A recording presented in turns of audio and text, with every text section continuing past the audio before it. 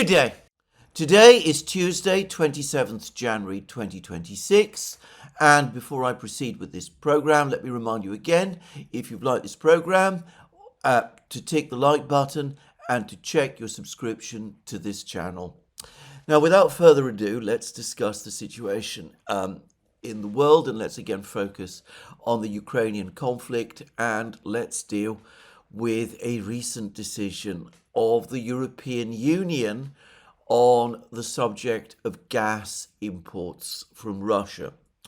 Now, over the last 5 years or so, since before the start of the special military operation, the European Union, relative to Russia, has made many extremely bad decisions, some decisions which, in my opinion, have massively damaged the fabric of European economic and social life, but no decision that they have made up to this time has been quite as bizarre as the decision that they have taken over the last 2 days. Now, this decision was made by the European Council, and it's received, by the way, minimal reporting in the British media or in much of the Anglophone media. I think it has been slightly more widely reported in the European media, but it has certainly not been given the sort of attention that it should. And as I said previously, I find it completely, entirely bizarre to the point practically of absurdity. As things stand, Europe is going through a cold spell. The situation with gas reserves in Europe, though not critical, was already fragile before the start of this cold spell. The cold spell has resulted in more heavy gas use over the last 2 weeks or so, depleting the reserves further. And reserves are lower at this time of year than they normally would be. I believe that they're in their worst condition for 5 years, since 2021 to be precise, when, as I very clearly remember, there was a gas price crisis in Europe. Gas prices surged because consumption of gas in the winter had been high, and because a very dry summer caused more use of gas over the course of the summer, and this too caused gas prices to surge.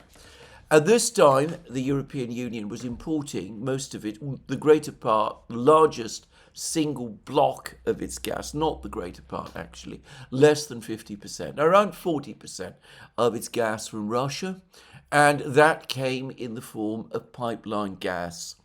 But over the previous years, the European Union, as I remember, had changed its policy in terms of gas buying, where previously various European companies had agreed long-term gas contracts with Gazprom, Russia's gas export monopoly, and with the encouragement of the European Union, they had gradually transitioned to buying gas on the spot market, in other words, on the free market. And this was, as I remember previously, rationalized as a market, a pro-market decision, but at a time when there was a significant gas shortage, what it obviously did was that it caused gas prices to rise further, significantly further than they would have done had gas continued to be supplied in the same quantities to the European Union by Gazprom according to long-term contracts. Well, we are in something of a similar situation now, not identical, First of all, we're only in the winter. We don't know what the summer is going to be like. It may be that summer conditions this year are going to be very different than in 2021, and it could be that this will mean that Europe will not face at the end of the summer the same sort of gas supply crisis that it faced in 2021. The other thing, which of course has changed, is that the Europeans have shut down all of the pipelines that were previously supplying gas from Russia to Europe. I say the Europeans. The Poles shut down the Yamal pipeline, which provided a flow of gas from the Arctic. Germany, in February 2022, after the start of the special military operation, suspended Nord Stream 2. They then changed their policies. They said that they would work towards ending imports of gas from Russia. This was going to be the new policy, and in order to perhaps help along with that change of policy, some say, Seymour Hersh says it was the Americans, the European authorities themselves, the German prosecution authorities say it was the Ukrainians. Someone set a series of explosions which destroyed most of the Nord Stream pipelines. I understand that there is still a pipeline which managed to escape destruction as a result of these explosions, but it has never worked, and by now I suspect that it is in a less than optimal condition. And of course other pipelines continued to function, or at least in theory continued to function. There was the Druzhba network of pipelines constructed by the Soviet Union, but they have been steadily scaled down. For some time, the European Union itself has ceased to import gas through this network of pipelines. Hungary continued to do so for a while, but roughly a year ago, the Ukrainians, through whose territory the Druzhba pipelines pass, well, the Ukrainians basically closed them down, preventing further pipeline transfers from Russia, gas transfers via the Druzhba pipelines from Russia. So we've had all of this, and now the European Union, facing a deindustrialization crisis at the time of the decisions about Nord Stream 2 in February 2022, when the Olaf Scholz government in Germany announced that they were going to suspend the opening of Nord Stream 2. At that time, Alex Christoforou and I, in a program we did on the Duran, said that this would trigger a deindustrialization crisis in Germany. We were the first to say, just to say. Anyway, since then, deindustrialization in Germany has happened at an even more rapid pace and at an even greater scale than Alex and I anticipated when we made that program.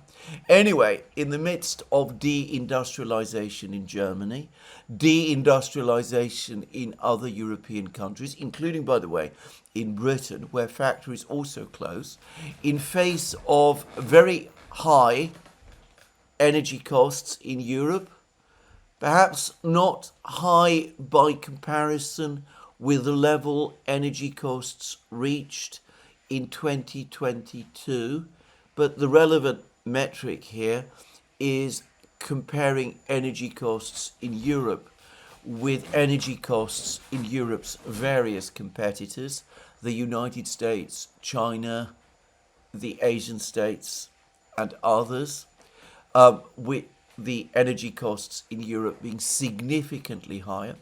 In the midst of high energy costs, which have rendered much of European industry uncompetitive, thereby further exacerbating deindustrialization processes, and in the face of what is widely referred to in Britain, but I believe elsewhere in the European Union also, as a cost of living crisis by European consumers who have to pay also the higher energy costs.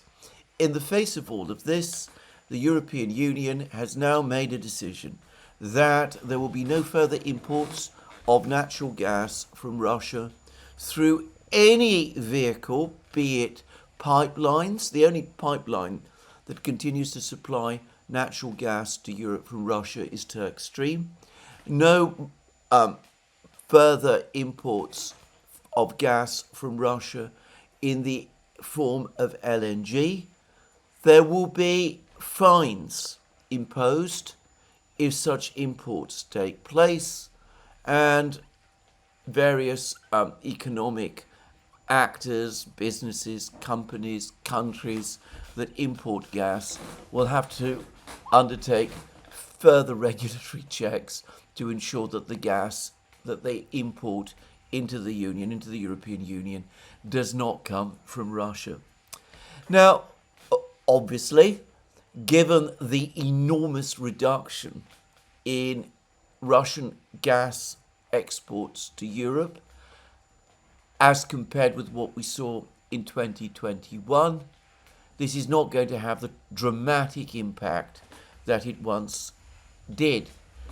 The European Union does, as it happens, still import a significant amount of gas from Russia, but it is a fraction, I believe less than a quarter, of what it did at the peak.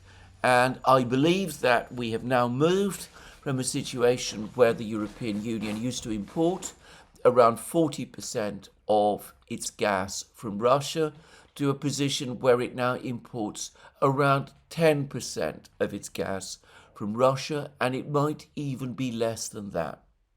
So we've moved decisively away from the gas import-export trade with Russia, which underpinned trade relations between the European Union and Russia once upon a time, and which provided Europe with steady, stable supplies of relatively inexpensive gas, which made European industries, and especially German industries, competitive. But it is still an extraordinary decision to make in the conditions in which the European Union now is. Yes, the amount of gas volumes imported from Russia have significantly fallen. But by definition, the European Union, by rejecting gas, by law, by regulation, by rejecting gas from the world's biggest gas export country that shares with the European Union, the European continent, that is its close neighbour, is now creating structural conditions for higher gas prices. Higher gas prices over and beyond the level that they have already achieved. Even if all of the gas can be replaced, it's going to have to come from more expensive sources. Most of it is going to come from the United States. The United States now is by far the biggest exporter of liquefied natural gas to the European Union. And as I understand it, it now provides Germany with 96% of its liquefied natural gas, which basically is far and away most of the gas that Germany is importing. This gas that comes from the United States is obviously much more expensive than the pipeline gas that used to be supplied by Russia. As I understand it, it is also more expensive, I believe significantly more expensive, than the LNG that Russia was also supplying. So the European Union, by rejecting cheaper gas from Russia, rejecting it entirely, is inevitably going to be thrown back to depending on more expensive gas from the United States, much more expensive than the pipeline gas the European Union used to receive, more expensive than the LNG from Russia that it still receives.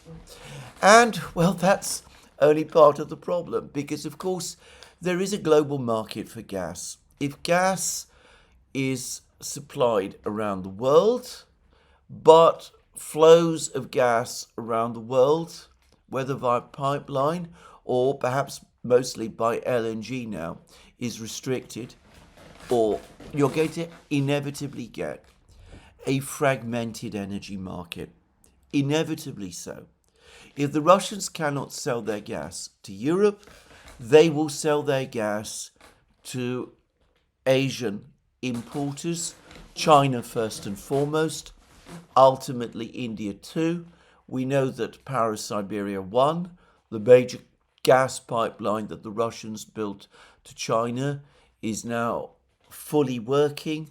The Russians and the Chinese have agreed on the building of Siberia 2, and I understand that the work on that pipeline has now started.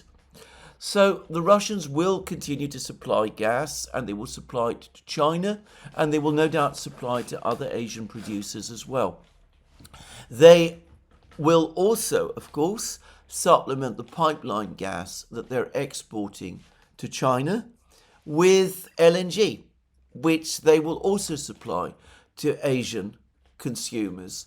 I believe Japan and South Korea, for example, certainly Japan, that they apparently still import Russian LNG. And I suspect that they will continue to do so. Even if they don't, the Chinese market is big enough to absorb pretty much all the gas that Russia produces, and the Russians have plans to supply gas to others as well, to India eventually. And there is talk that if Siberia 2 is built, then a southern spur can be built, presumably expanded across the Himalayas, exporting gas from Russia to India as well. That is obviously a project for the very long term. But there will be other markets in Asia that the Russians can also tap. Vietnam, who knows which others. Malaysia, the King of Malaysia, is of course currently in or has visited Russia. Putin took him on a tour of the Hermitage Museum in St. Petersburg. Just saying, though Malaysia used to be a significant energy producer itself, I don't know whether it still is. But anyway, so the Russians are going to be able to export their gas, but they won't be able to export it to Europe. So Russian gas will flow east, but it cannot flow west. So given that this is so, given that Asian producers can, if they choose, still import gas from other sources, from the United States, from Qatar, from wherever, the Russians, though far and away the biggest producers, will be able to will be competing, in the Asian markets, potentially, against other gas producers, but they will not be able to export to Europe. Europe, by contrast, can import gas from other expensive producers, most specifically the United States, but it cannot import gas from the cheapest producer, which is Russia. So what is going to happen? Well, it's not difficult to guess. In such a situation, we now have a structural imbalance, a fragmentation, a division in the global gas market. Gas prices will be lower in Asia than they will be in Europe. And that is now not just for the long term, but probably permanently so. So, this all seems to me an incredibly illogical decision. The European Union has now made a decision which permanently locks European industry into energy uncompetitiveness. I cannot, for the life of me, understand how European leaders, if they were really concerned about the economic health of the European Union, could make such a bizarre decision as this. But that is what they have done. And, well, it confirms further that the European Union has now evolved into a geopolitical, ideological enterprise, that its major priority and the priority of the dominant member states that make it up, Germany, France, Italy, Spain, is conflict with Russia, and that they are prepared to sacrifice their long-term economic future to that objective. The Russians have shown that they can adapt to these prolonged economic wars. The Europeans, not so much, but the Europeans, nonetheless, continue. Moreover, there are other aspects to this. Just a few days ago, we had a major crisis between Europe and the United States. And I pointed out that if things ever deteriorated to the point of an all-out economic war between Europe and the United States, which, by the way, some were talking about at the time, the United States had critical advantages. The Europeans could sell treasury bonds, but doing that would have undermined the stability of their own financial system because they're so integrated into the American financial system. And I felt that that was something that they were extremely unlikely to do, if only because ultimately they do not want a long-term rupture with the United States, which mass selling of treasuries in a way that might have caused injury to the United States would have done. The Europeans could put up tariffs on American imports from the United States. But which imports precisely? Because there is a trade imbalance in finished goods from the United States in favor of Europe. The Americans import more finished goods, cars, machinery, that sort of thing from Europe than they export to Europe. Tariffs on imports from the United States applied consistently would, of course, presumably have affected imports of liquefied natural gas from the United States, which would have raised prices of liquefied natural gas from the United States, which Europe is depending upon, further exacerbating Europe's lack of competitiveness and its cost of living crisis. Perhaps the Europeans would have discussed a carve-out for natural gas, who's to say? But one way or the other, tariffs doesn't look like a good idea to me. The United States, by contrast, has critical advantages. The point I didn't make last week, because I'm not a very tech-minded person, but it was pointed out by so many people that the United States has a monopoly on cloud computing, and they could have turned that off for Europe pretty much with the pressing of a switch. Well, maybe that's an exaggeration, but they could in theory do it. And as I pointed out in various programs that I made last week, given the extent of European dependence now on imports of liquefied natural gas from the United States, the Americans are also in a position, were already in a strong position last week to put pressure on the Europeans by stopping flows of liquefied natural gas to Europe. Now, there's a lot of people who push back on this. There were points that this would have taken time to have an impact. It would not have done, by the way. It would have had an immediate impact. It would have created a profound crisis in Europe if it had continued for even a week, if it had continued longer. Well, I can't even begin to imagine what the effect would have been, given the extent now of European energy dependence and the even greater psychological dependence on liquefied natural gas imports from the United States. There were points about legal issues, that the American gas companies have contracts and they might insist on fulfilling these contracts.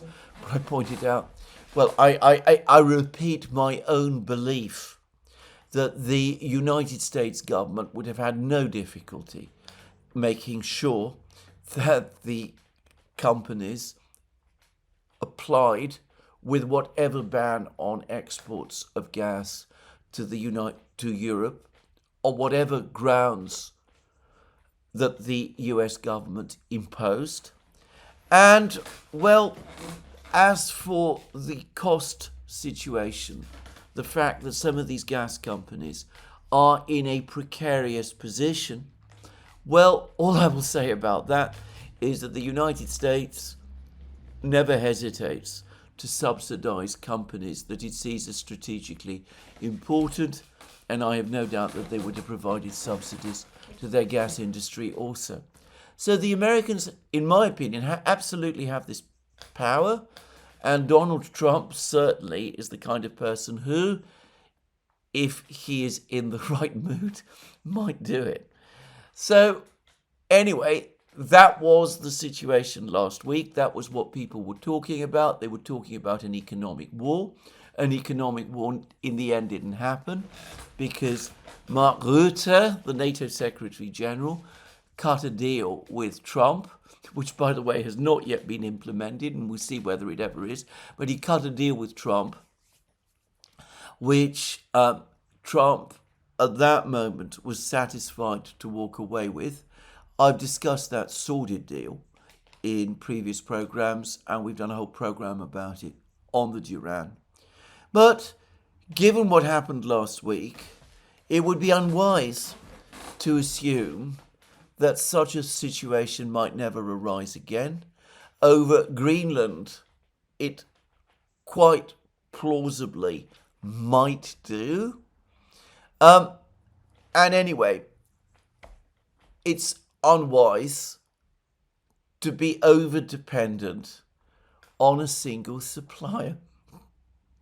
But the European Union has thrown all of those concerns, all of those worries to the wind. They've gone ahead and they've done what they have done, and they are basically committed to it. They've done something else as well, which is very disturbing, but for which, of course, a precedent now exists. Late last year, when the European Union was still sniffing around the possibility of misappropriating the Russian assets frozen in Euroclear in order to use those assets as security for a loan to Ukraine they were talking about. Anyway, the European Union, in order to ensure that those assets would never be paid to the Russians, thereby undermining the whole concept of the loan, rammed through the European Council a decision whereby the freezing of these assets has now been made indefinite. Previously, the freeze had to be approved every 6 months. Now, the only way the freeze can be lifted is if every member of the European Council agrees. And of course, that means getting countries like Estonia to agree, which is not likely to happen in any foreseeable future. So the European Union took this extraordinary decision. It took this extraordinary decision in the face of strong opposition from Hungary and I believe a number of other EU states, notably Slovakia, which is now increasingly aligned with Hungary on these matters. Now, in order to avoid a situation where the Hungarians could veto what would have been a radical extension of the sanctions regime in the European Council, and the Hungarians do have a right to veto sanctions. The European Union instead invoked emergency powers created to deal with emergencies.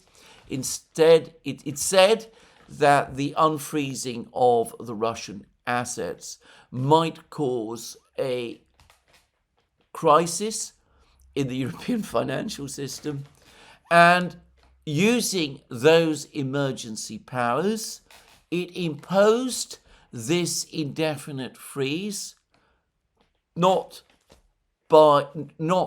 through unanimity in the European Council, as would have been required if it had been treated as a sanction, but by majority vote. Now, this was something that several EU officials were very unhappy about. At the time, I discussed how there were several European officials who spoke to the Financial Times, and one of them said that the reinterpretation of the EU's emergency powers in order to do this thing was insane, and several others said that it was contrary to the laws of the European Union, that what the European Union did was contrary to European laws, to the famous acquis, the body of laws that the European Union has itself created and upon which it functions. Well, this latest decision, which is in some ways even more bizarre and certainly more damaging than the one about freezing indefinitely the Russian assets, has been done in the same way, because those assets were initially frozen as a result of sanctions that were imposed. The restrictions on imports of Russian gas into the European Union were initially imposed as a result of sanctions. Further sanctions require unanimity in the European Council. Hungary is dependent on gas it receives from Russia. The gas can no longer reach Hungary across the Druzhba pipelines because the Ukrainians have closed the Druzhba pipelines. But the Hungarians still receive gas through the European pipeline network, which originates from Russia. The gas comes to Hungary from gas exported by the through the Turk Stream pipeline by Russia to Turkey, and then Turkey re-exports it through the European pipeline network to countries like Slovakia and Hungary. As a result of the decision that has just been made, from 2026, I understand, the end of this year, that has to stop. From 2027, LNG supplies from Russia must also stop. So Hungary can no longer receive gas by pipeline from Russia, despite the fact that the Hungarian government, and by the way the Slovak government, say that receiving gas in this way is vital for the economic health and future of these two countries. Now, the Hungarians and the Slovaks supported the sanctions against imports of Russian gas, the sanctions that were imposed previously in February 2022, and thereafter all of the sanctions on Russia that have been imposed up to now on the basis of carve-outs that they themselves would not be bound by these sanctions.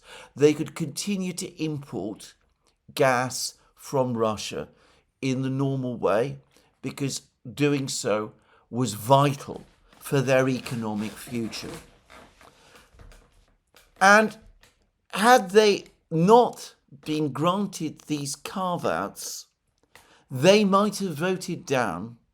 In fact, they said that they would have voted down the sanctions packages which prohibited previously or restricted previously the import of gas from Russia into the European Union.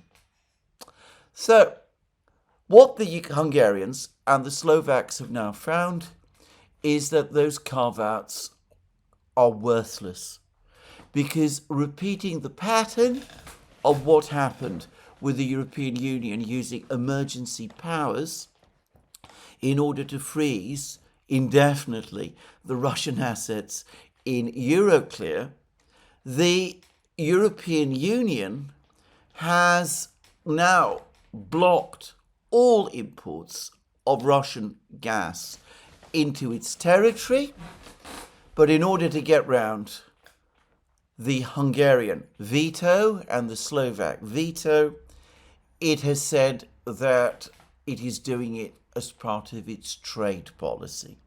It has changed the entire basis, legal basis, or is purported to change the entire legal basis of what it has done. It says it's no longer sanctions, it's trade. And trade decisions only require a majority vote in the European Council. Now, the Hungarians and the Slovaks are strongly objecting to this, and both Hungary and Slovakia are saying that they're going to bring legal proceedings, legal cases against this decision, presumably to the European Court of Justice. And on the face of it, they have an exceptionally strong case. I mean, changing the entire legal basis of something that you are doing from one thing to another in order to suit you, I mean, is already dubious, to put it mildly. Doing that in order to deprive someone else of their legal right, in this case Hungary and Slovakia, of their right to veto sanctions decisions, seems to me absolutely wrong and completely extraordinary. Doing that in order to, in effect, rescind carve-outs that Hungary and Slovakia negotiated in order to persuade them to agree not to exercise their right of veto in relation to earlier sanctions. Well, I have to say that from a legal perspective, I don't find that just wrong and extraordinary. I find it utterly wrong and completely extraordinary. And I could use much, much stronger language. The problem is that the European Court of Justice tends to be very deferential to the European Commission on these matters, despite the fact that on every legal principle that I am familiar with, I would have thought that the Hungarians and the Slovaks have an open and shut case. Given the political realities, I wouldn't be sure that the European Court of Justice would side with them. There is, of course, the further factor that the Europeans, the European authorities, and perhaps the European Court of Justice might quite easily, and indeed very probably, slow walk the entire case and decision. It might be because of the strength of the case that the Hungarians and the Slovaks win, but that they win in 10 years' time. By then, of course, the current governments in Hungary and Slovakia will have long since gone, and it may very well be that their successors are not interested in pursuing this case anyway. So, I personally don't place much weight on this legal case. I would like to be proved wrong, but then who knows? I doubt that I will be. What I will say, though, is this, and I made exactly the same point when discussing the indefinite freezing of the Russian assets using emergency powers. The decision that the Financial Times told us some European official was calling insane. Well, the European Union is a pure construct of law. It is entirely the product of treaties ratified by parliaments and of the various legislative acts that have been produced by, in many cases, the European Union itself. The European Union has no existence outside law. If all the laws and the constitution in Germany tomorrow were rescinded, well, there would still be a country called Germany. But if all the laws and treaties that make up the European Union were rescinded, there would be no European Union, at least not in any sense that we can imagine. In fact, there would be a legal nullity, and it would have to be recreated painstakingly all over again.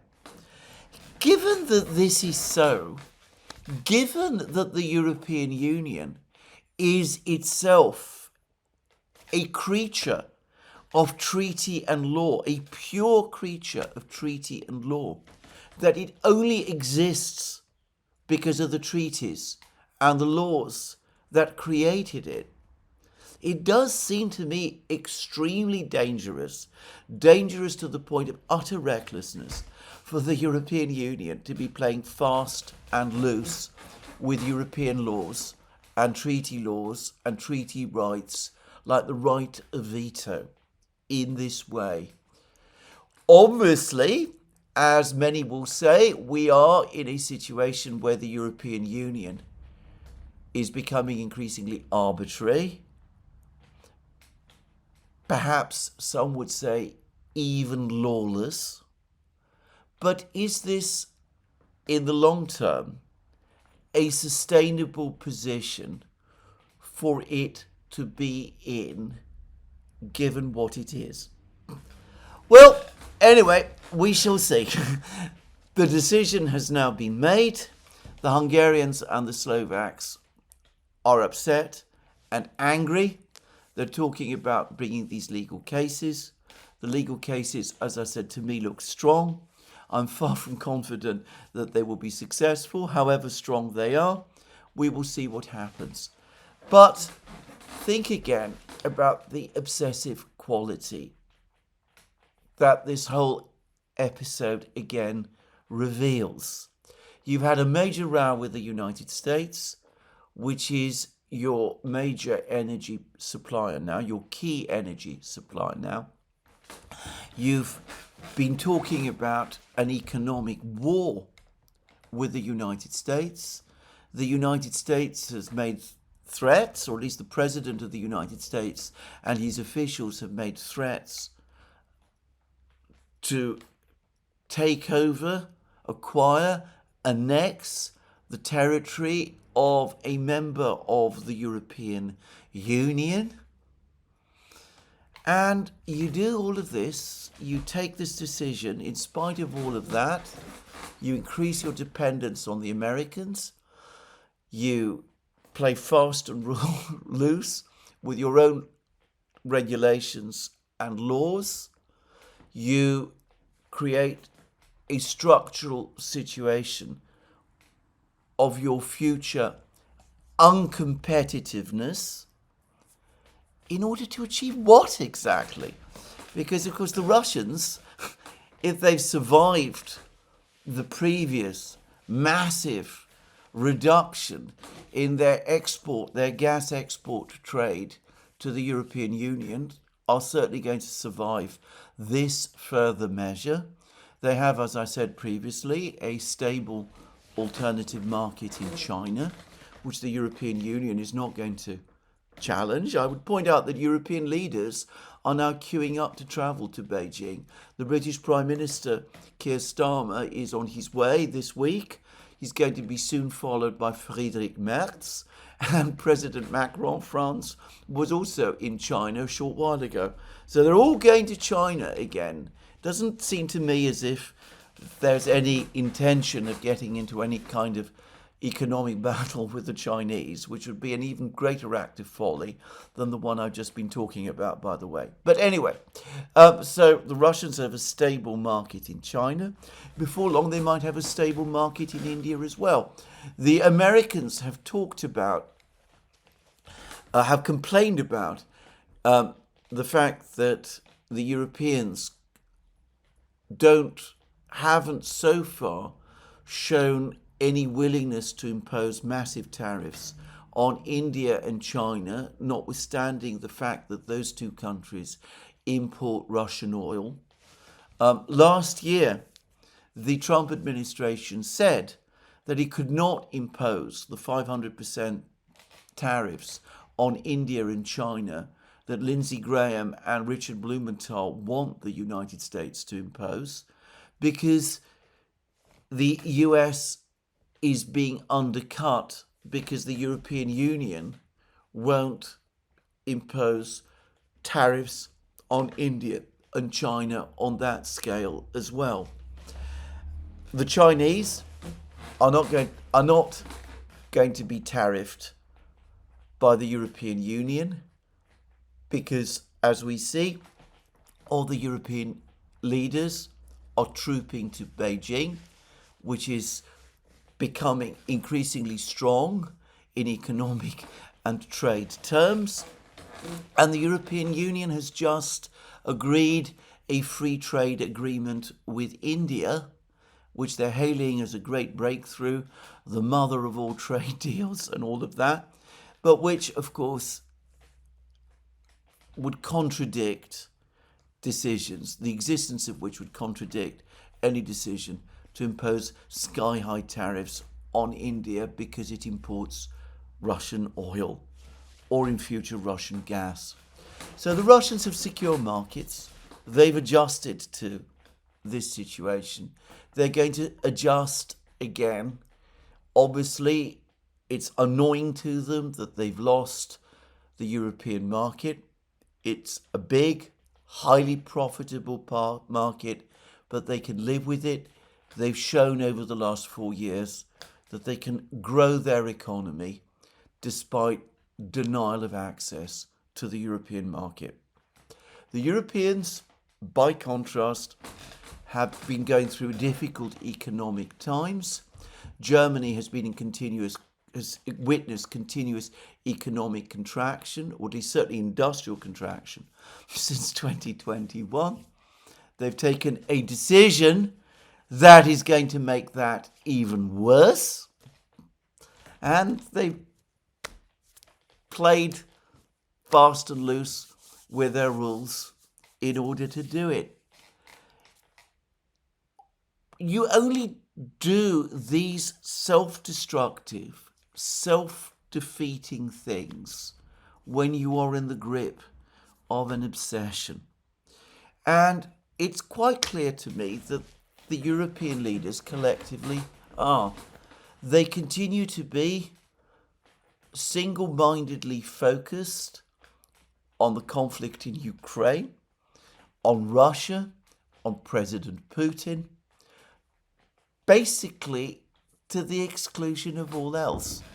The Americans might be increasingly difficult and aggressive towards them and disrespectful of them, as they showed in Davos.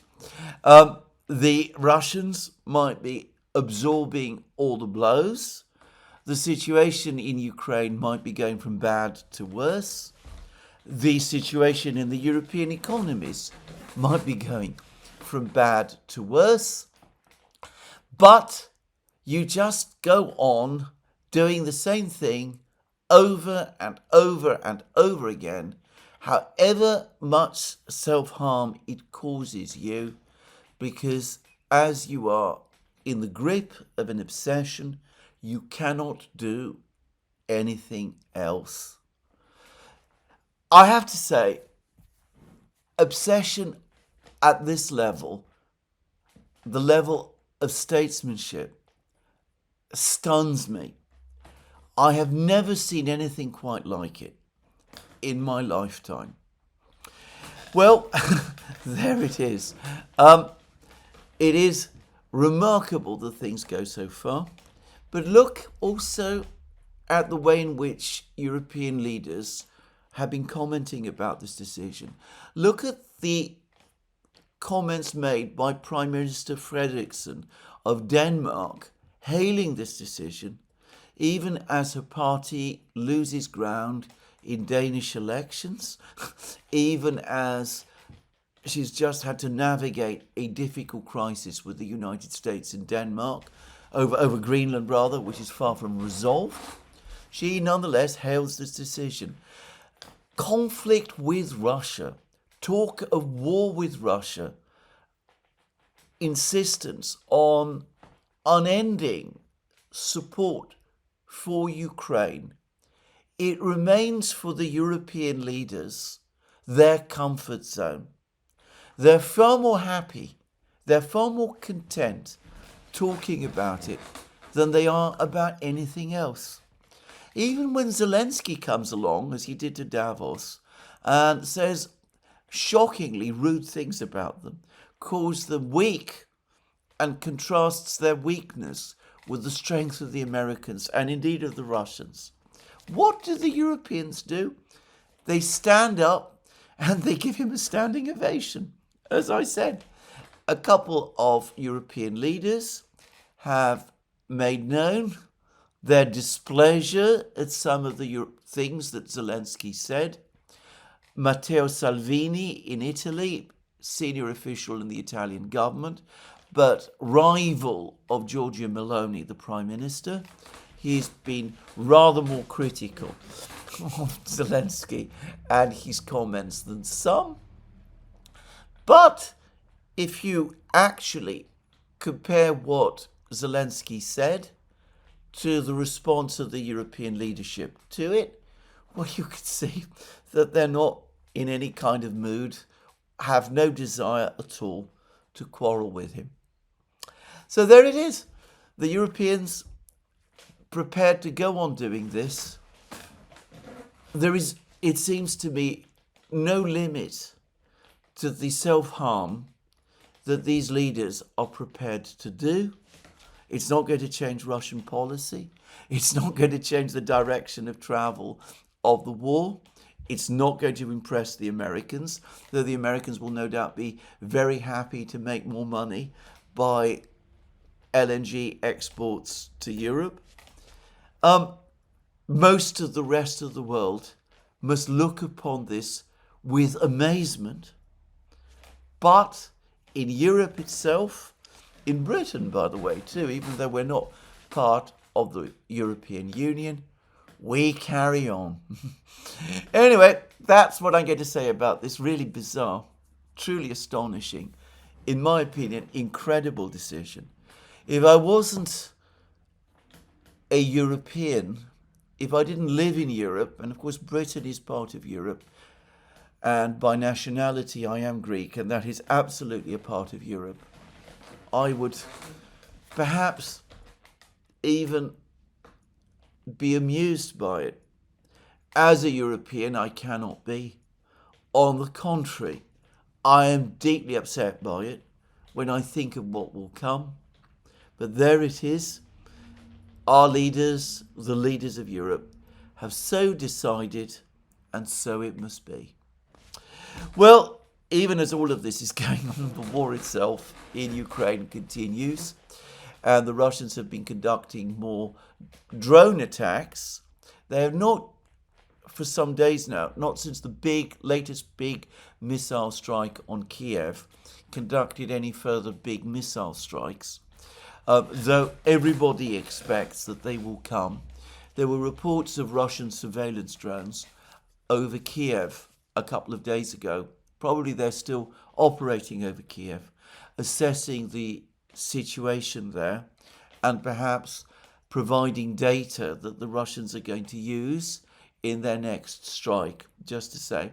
But the Russians have continued their drone attacks using the many different types of get-on drones that they now have, and they conducted strikes apparently on Kharkiv, particularly over the course of the last night.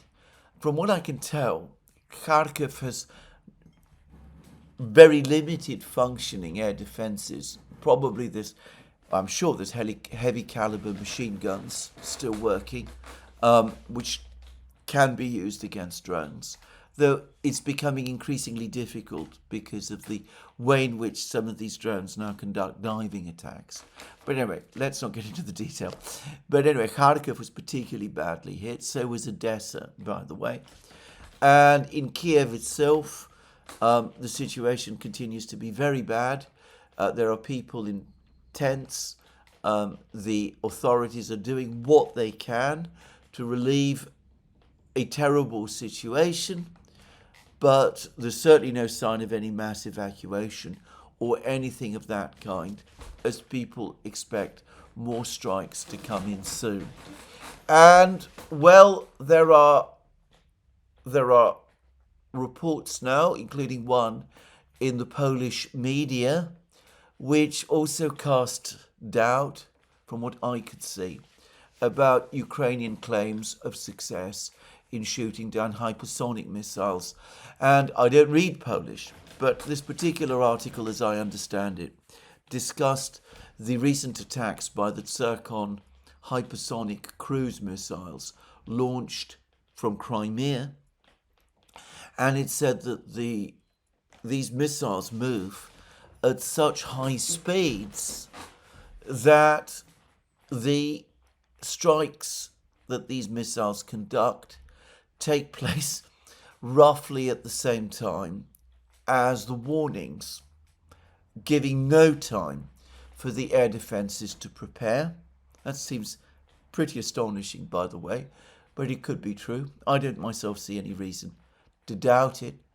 And, well, over and above and beyond all of that, there have been further reports about a critically low situation in Ukraine's air defense system. I noticed that the German Defense Minister Boris Pistorius said that Germany has now absolutely reached the limits of what it can do in terms of supplying Ukraine with further air defense missiles. It's already provided Ukraine with a third of its air defense systems. There are no more Patriot missile interceptors to spare, and Germany has also provided Ukraine with a disproportionate number of the Iris-Ts, of which, as Pistorius correctly pointed out, Germany is the only manufacturer. So the Germans are saying that they've done all they can. And for Pistorius to say that, that strongly suggests to me that the Ukrainians have been asking the Germans for more help, probably because, despite claims that Zelensky made a short time ago, that Ukraine currently is not short of Patriot missiles, the actual reality is that it is, and that the shortage is getting worse. Certainly, in the attacks that I have seen, one does occasionally see Patriot missile interceptors being launched on the ground, trying to intercept incoming Russian missiles. But the number of cases of that does appear to be significantly reduced from what one saw, well, just a few months ago, in fact. So, Ukrainian air defenses now very ragged. The Russians said that the air defense system in Ukraine is a Frankenstein. It's made up of many different incompatible systems, and it is breaking down, and the situation with energy remains very, very bad, perhaps incrementally getting worse. In the meantime, the Russians have provided further updates about the military situation on the battlefronts.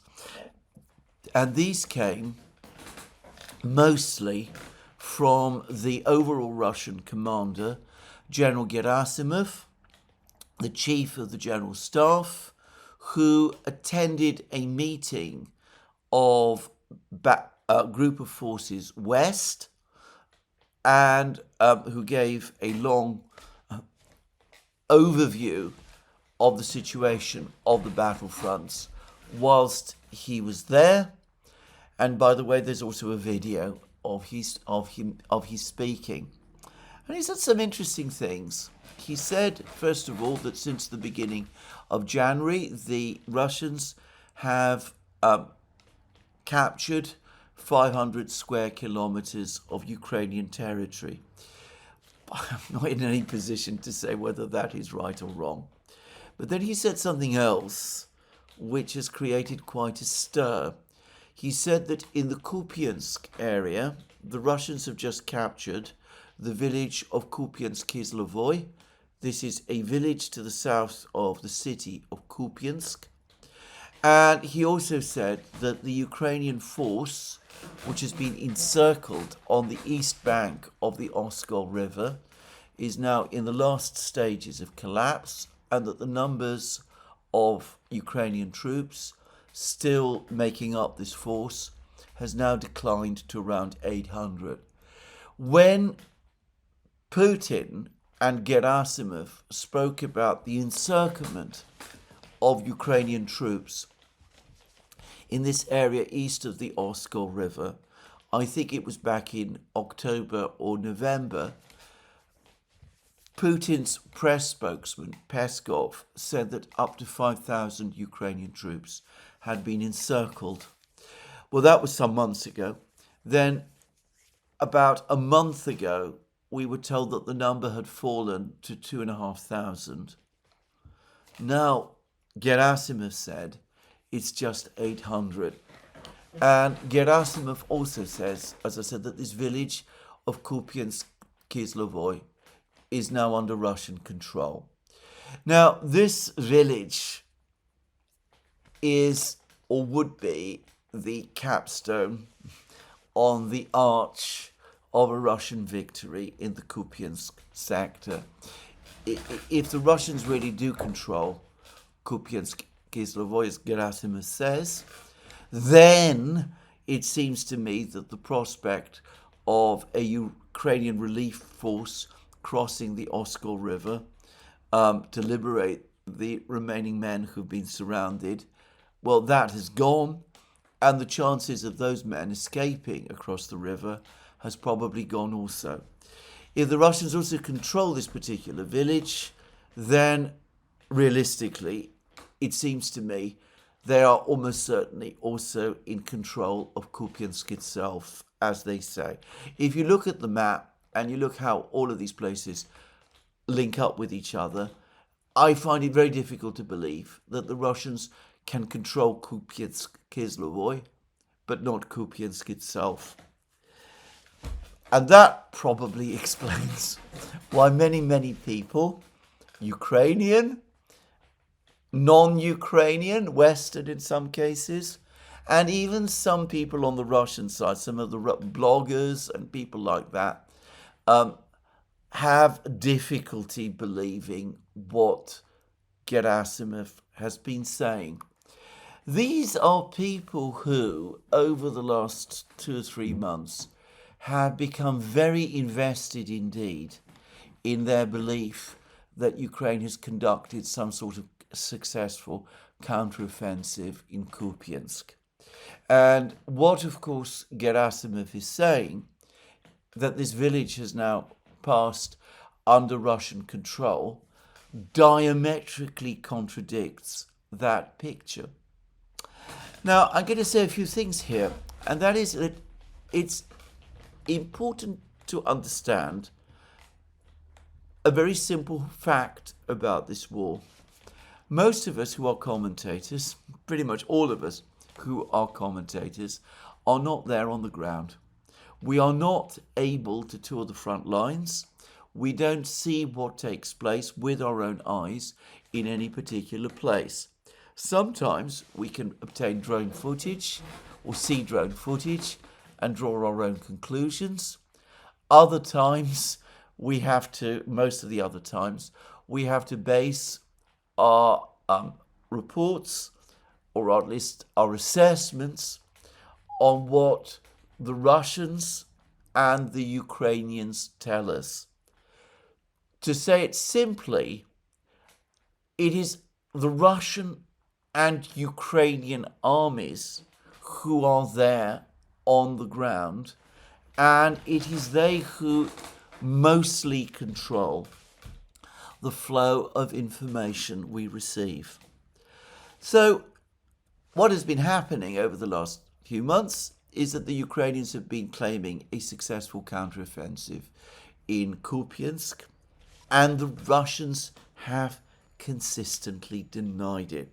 They have said that this counteroffensive is mostly imaginary, that there has never been any moment when the Ukrainians have recaptured Kupiansk or any significant part of it, that the Russians remain firmly in control, and that it is they, not the Ukrainians, who are advancing in this area and who are tightening their grip on this Ukrainian force on the east bank of the Oskol River, and who have been capturing villages like Polody and now Kupiansk, Kislovoy.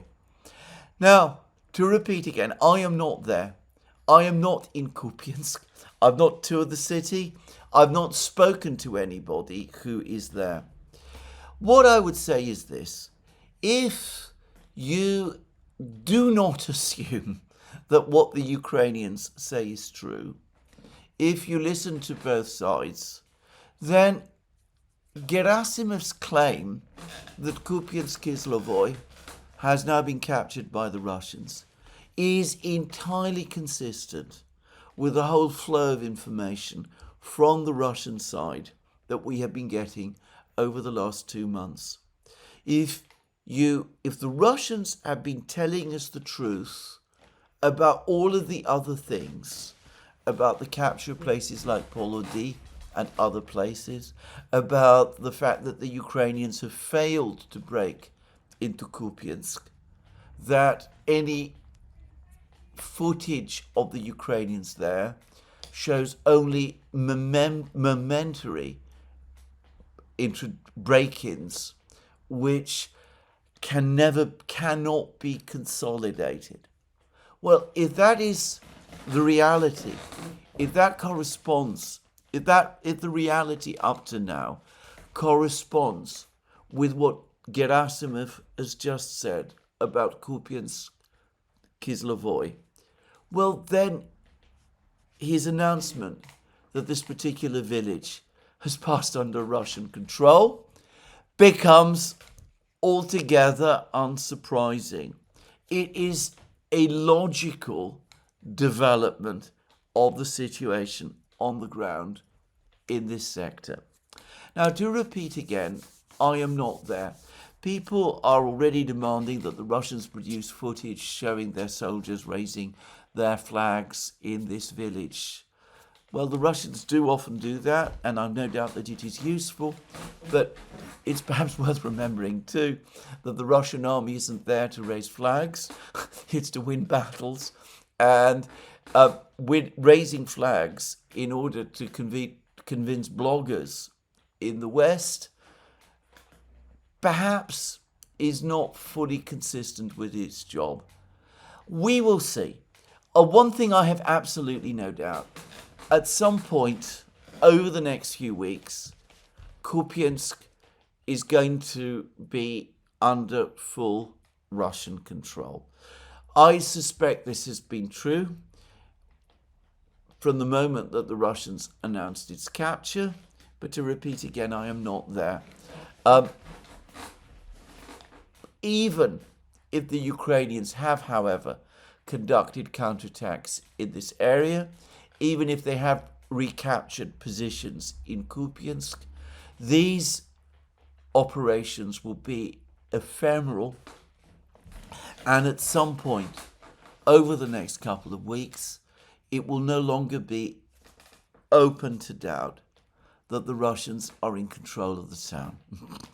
Now, that's what I can say. As I said, it doesn't confirm what Gerasimov is saying.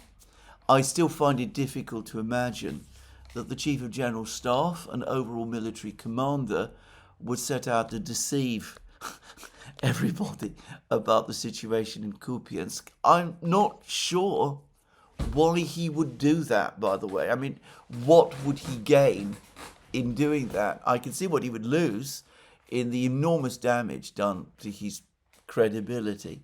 But anyway, we will see. One way or another, the situation in Kupiansk will be resolved, and it will definitely be resolved eventually in Russian favor. Now, there have been other reports about the situation on the battlefronts.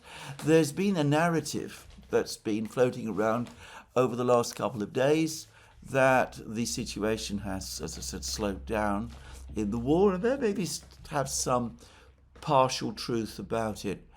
But it's important to say that even if there has been a slowdown, I haven't myself seen a dramatic slowdown. It's probably the result of difficult weather and the Russians reorganizing and sorting out their logistics after the big advances they made in December more than anything else.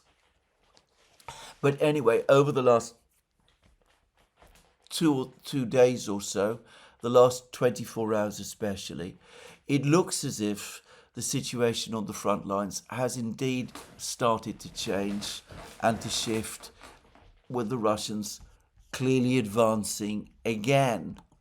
Now, perhaps the first place to start is with the Zaporozhye sector. There were reports yesterday that the Russians have entered a small town called Zaliznichne, which lies to the west of Gulyapolye.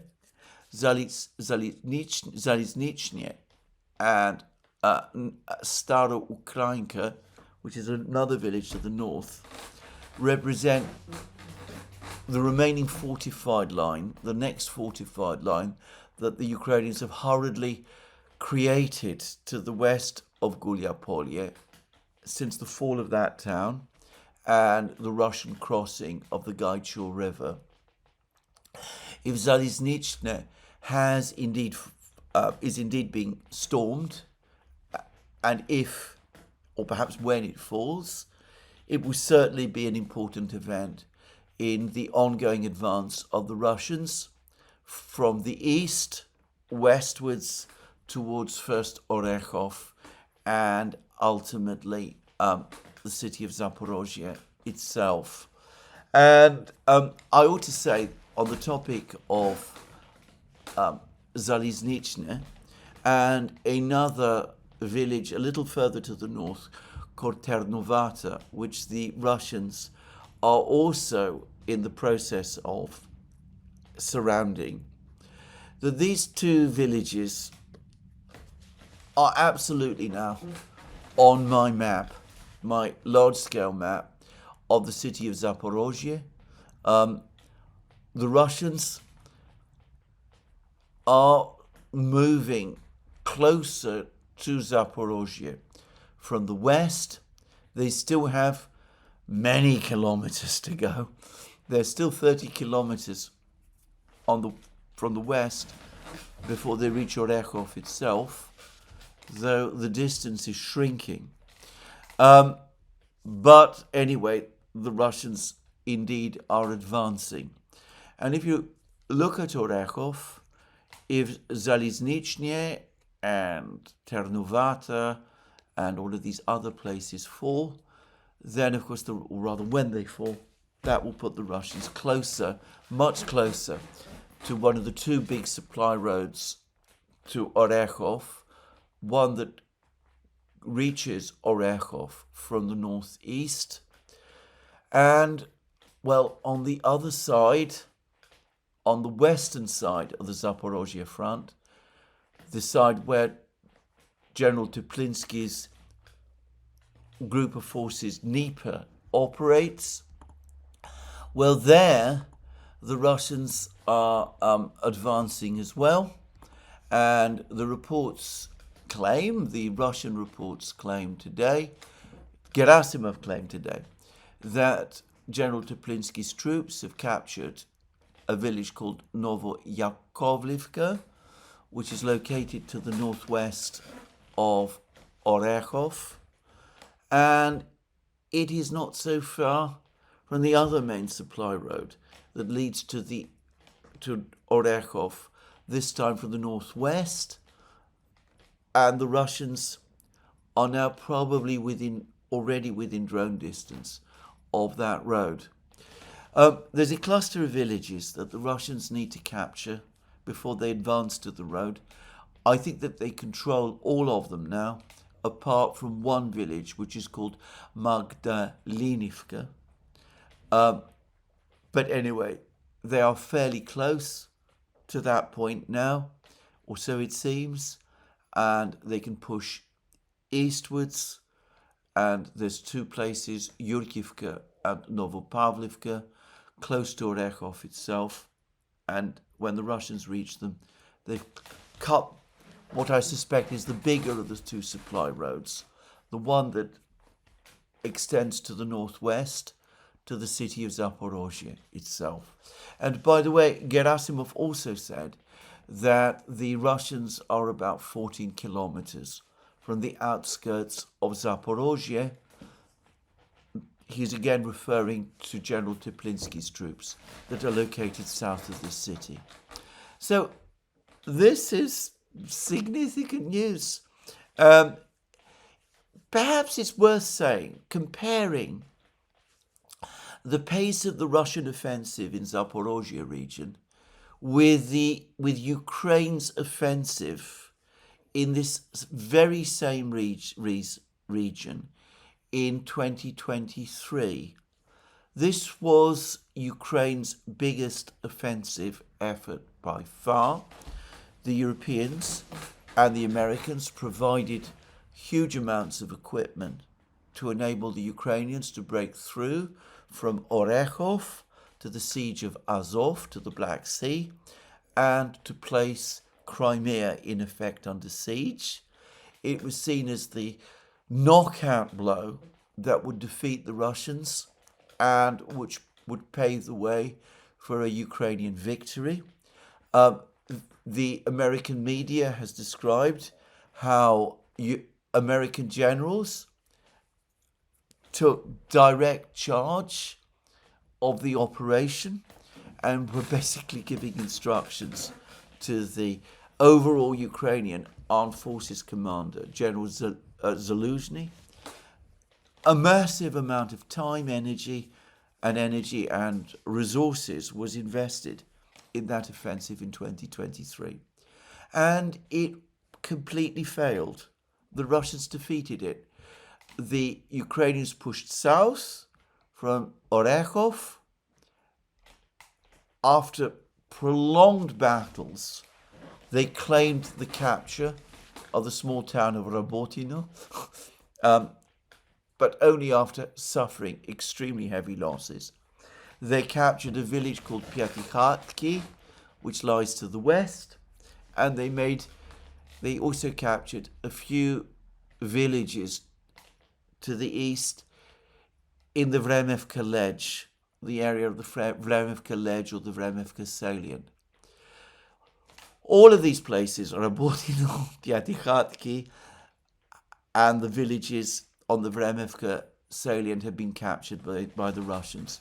But the Russians have captured much, much more. They've captured all of the Vremevka Salient. They've captured the important town of Velikaya Novosilka. They've pushed west for Velikaya Novosilka. They've captured Gulyapolye, a much bigger town than any of the places that the Ukrainians were able to capture during their 2023 offensive. Rabotino and, as I said, Piatikhatki are back under Russian control. The Russians control places to the north of Rabotino, places like Novodanilovka and, as they claim, Malaya Tokmachka. They've also captured a string of these places to the northwest of Orekhov, including Novoyakovlivka, which they claim to have captured today.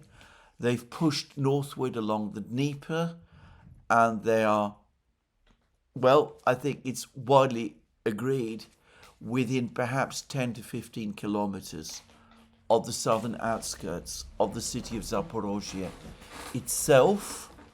The Russians have conducted this offensive in a completely different way from the way the Ukrainians, with their American generals in charge of them, conducted their offensive in the summer of 2023. The Russians have been incremental and systematic and methodical. They obviously have an enormous preponderance of material, greater than that which the Ukrainians had in 2023. They have an air force, which the Ukrainians don't, or at least didn't, an offensive air force at that time. But that, to my mind, simply underlines the fundamental fact that in this war, the Russians are stronger, the Ukrainians are weaker. That is why, however incrementally and systematically and methodically the Russians go about things, their offensives gain territory and become increasingly effective, whilst Ukrainian offensives at best achieve only ephemeral results, or, as in the case of the 2023 summer offensive, fail completely. This is a reality that many people simply will not accept. Anyway, that's the situation in the war. There is one last thing I want to say, and that is that the Financial Times today and late yesterday confirmed my point about American security guarantees. Zelensky has been insistently demanding that the Americans give Ukraine security guarantees. He has said that this has already been agreed, that there is a document, and that all it needs is President Trump's signature. And he wants this document of security guarantees, to be ratified as a treaty by the US Senate. I have said that the Americans have never been keen on giving Ukraine security guarantees. Joe Biden's administration, which was far more supportive of the Ukrainians than Trump's administration has been, never gave Ukraine security guarantees in that form, the form that Zelensky is currently demanding. And I thought it was a huge mistake, given the American stance, for the Americans to get into the business of discussing security guarantees for Ukraine, as they began to do in the weeks after the Anchorage summit in August between Putin and Trump. And I said that I expected that sooner or later the Americans would walk back on whatever promises they've made to the Ukrainians about security guarantees. And according to the Financial Times, that is basically what they have now done. They have told the Ukrainians that Ukraine is not getting any security guarantees from the United States unless Ukraine withdraws from Donbass. There is a final peace agreement between Ukraine and Russia, which can only be negotiated after Ukraine withdraws from Donbass, and any security guarantees given to Ukraine by the United States must be agreed as part of that peace settlement agreement, which means in effect that the security guarantees are going to have to be negotiated by the United States and Ukraine with Russia. It's the headline story in the Financial Times. It is exactly what I expected to happen, and it has. There is another article in the Financial Times, by the way, this time by Gideon Rachman. He gives a very, very different description of the state of the war from mine. He believes that the Ukrainians are holding their own, which I can't see at all.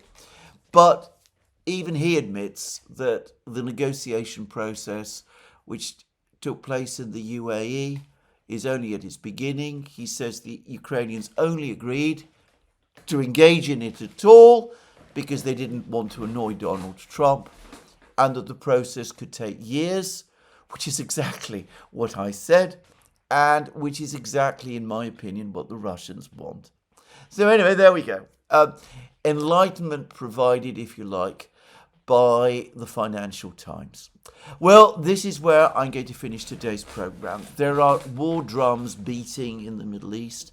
The United States has assembled large forces near Iran. The Iranians are worried about an attack upon their country. That is a topic that requires a lot of further discussion. I expect to turn to it in my next program. But this is where I'm going to finish my program for today. Let me remind you again, you can find all our programs on our various platforms, Locals, Rumble, X and Substack. You can support our work via Patreon and Subscribestar by going to our shop. Links under this video. Last but not least, if you've liked this video, please remember to tick the like button and to check your subscription to this channel.